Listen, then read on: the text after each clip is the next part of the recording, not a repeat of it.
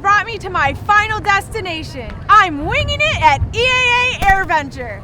Now it's time for pilots to join me on this journey at the Pilot Proficiency Center. Today I get to switch seats, and I've invited pilot and YouTube sensation Steve Thorne, better known as FlightChops, to come check out the scenarios with me. Hey! How you doing? Good to see you.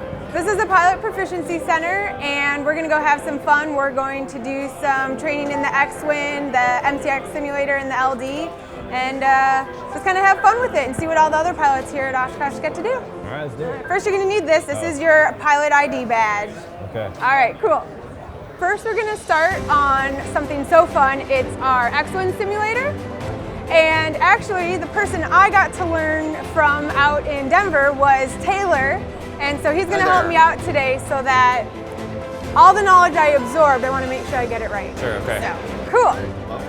This thing looks cool, man. This Crosswind trainer is meant to help you, get a really good feel for crosswinds. That includes crabbing as well as slipping. You were using that acronym or whatever, nose and toes? Yes, so Taylor's big tips. Number one is nose with toes. And then the other one is drift with wrist, so your roll with your wrist. I love the range of motion. Am I gonna break this thing or can it go that far? No, it's nice and hardy. That's good, man. That's fun. I'm dying to see how much it feels real. I think it's gonna feel real. I hope it does. All right, let's fly it. Okay. At the moment, no rudder, So just crab. Okay. So make a little right bank and come towards me. Get on center line. Point your nose with your toes, opposite bank. So I do that Go now? ahead and which way would you point your nose? Left and a little right bank. And just cone those in so that that center line is straight up and down with the black stripe on the cowl. There you go. Excellent. And now go wing low again. Point your nose with your toes, opposite bank. I'm gonna add a little bit more wind. You're now at 15 knots from the right. Level 2 turbulence. I feel like I'm in the Super Cub. I like it. The screen is gonna score you, and so we'll do it a couple times so you can see your score improving. Okay. Get a feel for it. Center line to maintain that picture. That's outstanding. There You're a little you go. heavy. Once you acquire the center line and you're stable, then we have you go into the slip. I'm a glider pilot. I almost always try to save.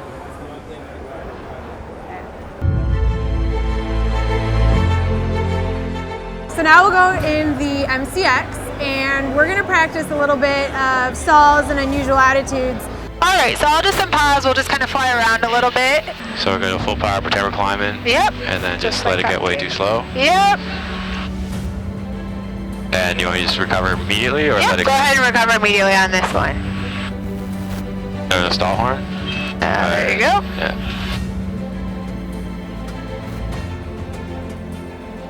Good. You can go ahead and kind of just level out there. Okay, so let's go ahead and do another departure stall. This time go ahead and take it all the way to the full brake to make sure that we're getting the wing flying. That was the one big thing I kept loving what Michael was saying. It's it's the wing that flies, it's the wing that stalls, so we can always recover a stall without power. There you go, now just recover, don't touch the power yet. So the wing's back flying again, really. Stalls are as simple as that. A lot of people forget that it's the wing. Set up for a power off stall. So power right back to idle? Yep. Kind of leveling off like it would look like a flare.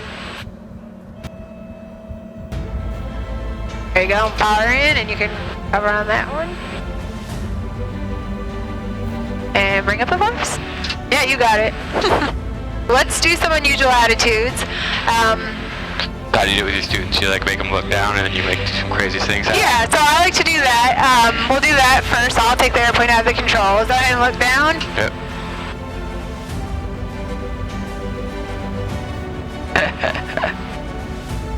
Alright, go ahead and look up. There you go, awesome. You need to bring the nose down right away. Okay. There you go. Okay, I'll do one more. Alright, go ahead and look up. That was good. Pulled the power back because you know our airspeed was in the yellow there. Yeah, and wings level before pulling. Yes. Well, I'm going to actually have you just fly, but with your eyes closed for a second, so Okay. you can get you kind of seeing, or not seeing, but feeling the motion, and from there, kind of putting yourself into an unusual attitude. So go ahead and you start flying. You can close your eyes. And should I just do some stuff? Yep, go ahead and do a little bit of a right turn. Okay, go ahead and open your eyes. I got myself into quite a dive there. I already had the power back, so. Yeah, cool. Yeah, that's great. It's so real, that aspect of this trainer for that stuff. Yeah. It's visceral and real. Yeah, and I think it helps people, what we see a lot is certain things that startle or seem a little scary. Right. It's so nice to be able to do them in here, and it really helps. It's like I had a friend that had a huge fear of flying. Yeah. Taking her in this thing, letting her feel it. She actually felt apprehensive getting in because she was immersed, felt the movement, and she had all the same physical feelings, but psychologically she knew it wasn't real. Right. So she was able to get a new level. So I think any student that's going to feel stressed about spins or spiral dives and that sort of thing, put them in here.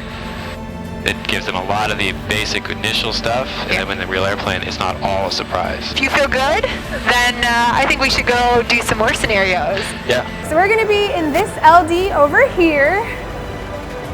And before we sit down, I want to introduce you to Michael Phillips. Hello there, yeah. Who It's was good to see you again. he was my instructor in Camarillo. So we've had some good times, and now I'm going to share those with you. This is a VFR scenario from the Pilot Proficiency Center, and it's called Abrupt Glider Transition. You're not in radio communication, not on flight following. I'm not flying these types of airplanes much recently. I'm not doing much radio work or control zone work recently. So I'm probably a year away from having flown a 172 or even talked to ATC, short of like doing some circuits in a Chipmunk where I had a lot more to worry about than ATC. So this will be cool because I'm way outside of my currency. Yeah. No matter when the last time you've flown or what aircraft, this is just giving you some interesting scenarios to think about and actually something to fly and do instead of just saying, okay, let's go fly. The flying I think is going to be fine. What's going to be challenging and interesting is how I handle this situational awareness of like, where am I, who am I talking to? But yeah, when I have my engine failure, I'm going to do my engine failure. Yeah, just like you've been trained. Set up for 80 and cause check. Have you flown out in this area before? Super briefly. Yeah. Nice. It's easy to be on a long cross country and stop scanning your instruments. Right, right. So I'm seeing a temperature rise. It's always a bad sign if you've been stable for a while. Starting to see my oil temperature rise. That's not good. And Santa Barbara take on, it's November 534 Foxtrot Yankee. November 534 Foxtrot Yankee, Santa Barbara approach, go ahead. Yeah, we're just over the San Marcos VOR, 6,700. I'm watching a little bit of an issue with my oil temperature. I'd like to get flight following. I may need to divert. Cessna 534 Foxtrot Yankee, no problem. Squawk 3461 and ident altimeter 2992. 3461, and we just gave you the ident. Okay, so I definitely have issues. And you said you were a Cessna 172, correct? Yeah, we're at 172, and we definitely have engine problems at this point. We've lost oil pressure, our oil temperature is gone, and the RPM is pretty much, I think I've lost my engine, so I'm going to start heading, looking for a diversion. If I get vectors to Santa Barbara. Thing 180 south. Santa Barbara Airport will be at 12 o'clock and about 7 miles. Cessna 4 Foxtrot Yankee, when able, say souls on board and fuel remaining. We got 2 souls on board, and we got half fuel, but I don't think that matters. Thank you. Alright, so I'm going to fly the heading he gave me. Bags are on both, mixture on both, fuel, where's my fuel selector in this thing? Big. So, would you agree that I've done a cost check and failed to find anything? Mm-hmm. Yep, nothing's working. That's pretty close to Scott that 4 terrain. Foxtrot Yankee, field 12 o'clock. Yeah, and you're 5 about It's gonna- 4,000 feet. I feel good to get above that, Yeah. or past it. I think we will. Yeah, we got the field in sight, Foxtrot Yankee. Scott 4 Foxtrot Yankee, roger. Santa Barbara's aware, and the runways are in front of you. Runways 15 left and right are 4,000 feet each. Cleared to land, runway 15 left or right. Or I'm going to land on that hill. I'm just surprised I'm getting 1,000 foot per minute. I mean, Oh, so I was initially too fast, eh? I should have been 75. Probably closer a little bit. You get to make the decisions you want. So Mayday for Foxtrot Yankee. We're landing on top of the hill here. Got full flaps. Looks like a good field. Sky 4 Foxtrot Yankee, roger. Your position is noted. I will notify the authorities immediately. I'm way too slow. Oh, wait, we're dead. Oh, we're dead. There's no way we survived that. We're rolling. I thought it was flat, but once I got to it, it was... Oh no, now we're rolling backwards. Look, so Oh. you did land. Essentially, that's a lot about what these scenarios are doing. If I was in the airplane, I'd land. Well, that's what the sim's for. Yeah. I'd land on a field. Well, let's do it. Foxtrot Yankee, apparently we're alive on top of this hill. Sky 4 Foxtrot Yankee, you gotta kiss the ground you're walking on now. Sky 4 Foxtrot Yankee, if you need anything else, let us know. I dispatched the authorities, so they should be there shortly. Could just beer. Can do that. Yeah, it's such a tough call to try to get to an airport when you may not make it. Yeah, I guess in a real world also, you'd want to quickly measure what's the distance, what's my speed, what's my glide ratio, Yeah. can I even do it?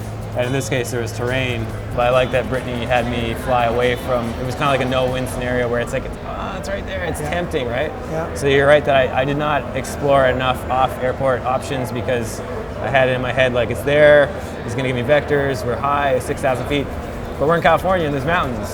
So can I clear the terrain?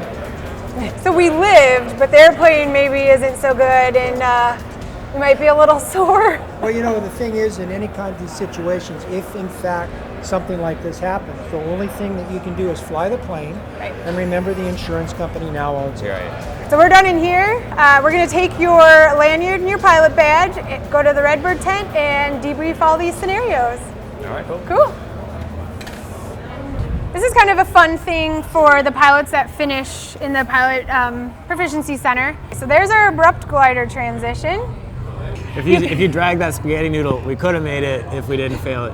Yeah. That's cool. But I was gonna say, as far as holding a stable airspeed and actually knowing that airspeed is, most important there, it shows that you knew that. So that is the Pilot Proficiency Center, and I hope it was fun. It was kind of fun to be in the other seat. Usually I was sitting where you are. Yeah. And I think it was pretty good. That was fun. All right. Thanks for having me. Awesome job. Thanks so much, Steve. No problem. My road to Oshkosh has been amazing, and I love that pilots now get to join me on the experience. During my travels, I've learned a lot, made great friends, and had a blast. And now I challenge you to go out and have some flying fun of your own.